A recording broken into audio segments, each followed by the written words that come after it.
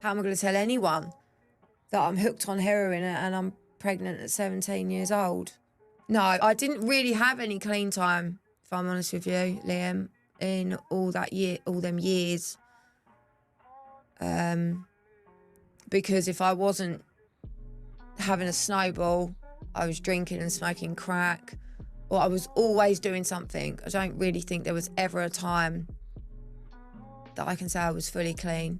That's a lie, actually. I did go to a Christian rehab once for 3 months. Yeah, but I convinced myself in there, or my head was telling me, because I was only allowed to see my kids once a month. I was involved, yeah, but they was happy with my mum and dad.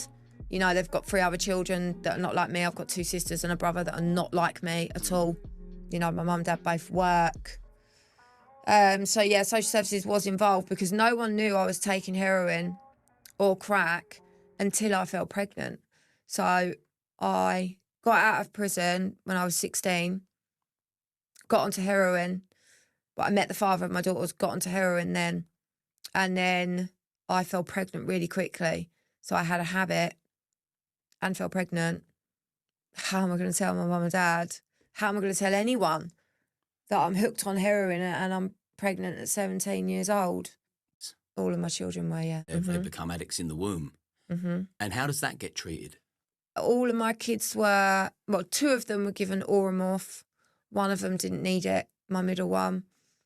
But my eldest daughter was in for a month, 4 weeks and 2 days in hospital. There's nothing wrong with any of my children. Thank God, all of my children are fine. But they was all on methadone. I didn't stay clean, if I'm honest, when I was pregnant. So they had that to deal with, wasn't just the methadone. I did like calm down. But yeah, so they had to be given Oromorph so they give them that and then they wean them off of that. But my middle daughter, she didn't need anything. She was at hospital after 2 weeks. And then my son was in for a month.